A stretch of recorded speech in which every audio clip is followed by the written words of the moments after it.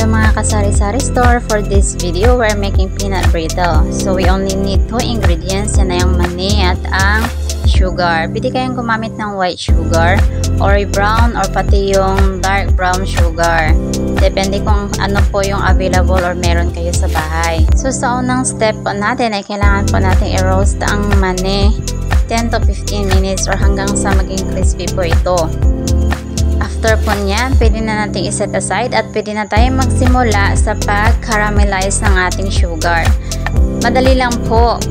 Kailangan nyo lang pong palitan or pahinaan yung apoy para hindi po madaling masunog.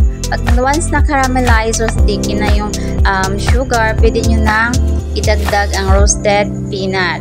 Halo nyo lang po ng maigi, nang ma-coat siya ng maigi ng ating caramelized sugar. At once na okay na po, since naluto na po yan, pwede nyo na po yung iahon at i-mold nyo po. Kung makikita nyo, gumamit po ako ng kutsara at nilagyan ko po yan ng oil para po hindi didikit. Kailangan pabilisan po ang step na to kasi madaling manigas yung ating peanut brittle. After nyan po, pwede nyo nang palamigin at ilagay sa container. So sa next video naman po, gagawa tayo yung pinong peanut brittle. Yun lang po. Yun lang po kadali, kaya pwede na po kayong gumawa para dagdag nyo po kita sa tindahan. Maraming salamat.